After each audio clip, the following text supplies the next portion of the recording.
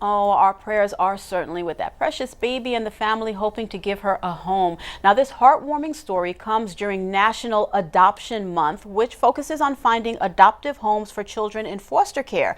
Tony Esposito is the Director of Adoption for Little Flower Children and Family Services of New York, and he joins me now to talk more about the organization's long-standing mission of providing a safe, nurturing environment for raising children. Tony, thank you so much for being here with me. Thank you for having me. Many families want children. You often hear that those who can't conceive or those who have trouble conceiving, they explore options like surrogacy or in vitro fertilization. Now, as we just heard in Tim's report, adopting the baby girl may be a choice, but does that choice receive a lot of attention?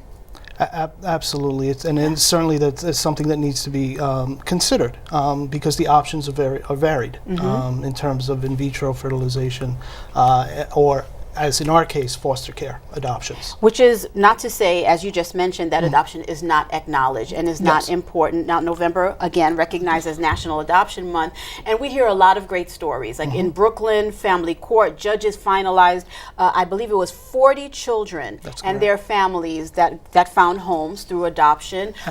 22 families in D.C., the same thing during National Adoption Month. And what are the advantages of all that? Well, I mean, the advantages are that we are doing a good service in that most folks don't know that we have over 123,000 waiting children nationwide who are waiting for homes.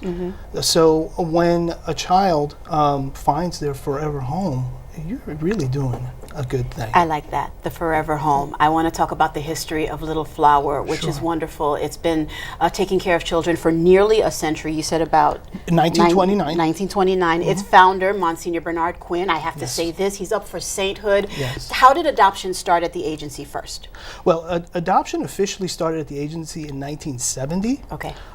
So under Bernard Quinn, he started basically a safe haven for the youth in his parish. That eventually grew in the 1970s to an adoption program, which has been existing since then. Now, how are people eligible for adoption through Little Flower?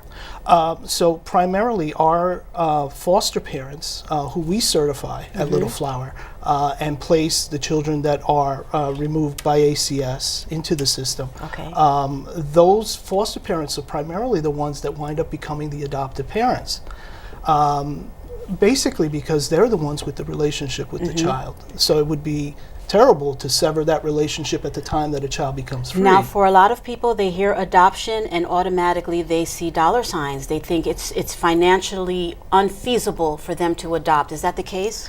Not in foster care. In foster care, when a child is placed in a home, that foster parent begins to receive monthly funds for the child. And 98% of the children that wind up becoming adopted in our system receive funding so that the adoption fees, the legal fees are subsidized. And in fact, the monthly stipend continues even after the adoption until the child is 21, as well as Medicaid, medical insurance, which is incredibly important this day and age. Two-part question for you, Tony, and the time we have left, which is not much. What do you get from this every day, being able to match children and their families? I think, I tell people I have the greatest job in the world. I help children find forever homes. That's the greatest gift you can give a child. Tony, thank you so much for being here, and especially thank you for all the work you do at Little Flower. Thank you for having us. It's a pleasure being here, and happy National Adoption Month. Yes, amen to that. If you'd like to get more information about the services offered by Little Flower, you can go to littleflowerny.org or call 718-875-3500.